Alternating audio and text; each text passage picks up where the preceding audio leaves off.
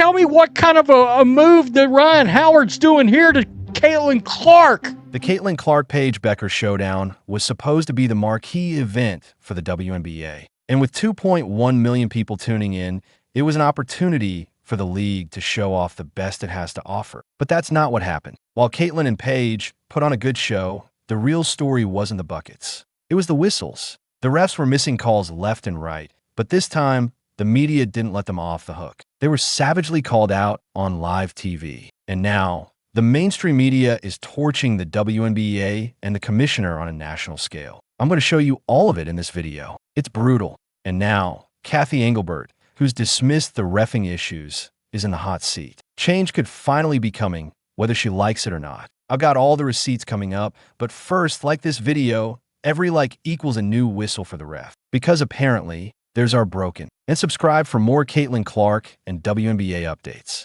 So the refs have been absolutely ripped to shreds this whole season. And look, it's normal to rip on the refs. It's ingrained in every sports fan's DNA. But what's been happening in the WNBA this season is off the charts bad. I mean, even in hockey, they don't allow this much clutching and grabbing, especially on their superstars, and especially on the face of the league. In this case, Caitlin Clark. I mean, it's one thing to have the league on your shoulders. It's another to have every player in the league draped all over you when you're trying to score, with no whistles. And it's been called out over and over and over again. But the league won't listen. But during the Fever Wings game, it got so bad, the media spoke up. This is all everyone could talk about. Rebecca Lobo ripping the refs in 4K on national television, like grading the math test of the kid who didn't study. Wrong, wrong, wrong. F, I need to meet with your parents. And you can tell by her tone, she's in disbelief about how bad it's gotten. And fans and analysts jumped all over this because it's happening every Fever game. Even if you're not a Fever fan or a Caitlin Clark fan, this is very much a league-wide issue. It's gotten so bad that according to Rebecca, coaches are basically telling their players to play as physical as possible because they're not going to get called on it.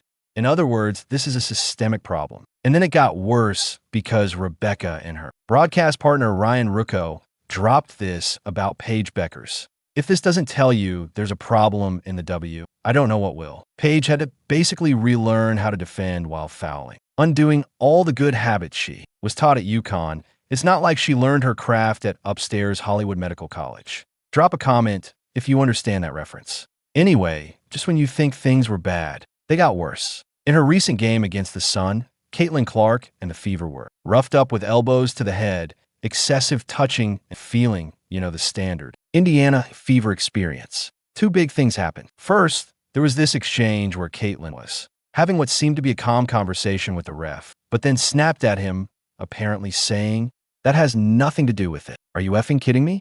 Now, I'm of the mind that he said something dismissive or wrong to draw that kind of response out of what seemed like a calm conversation. Remember what Gabby Williams said earlier about the refs laughing at her?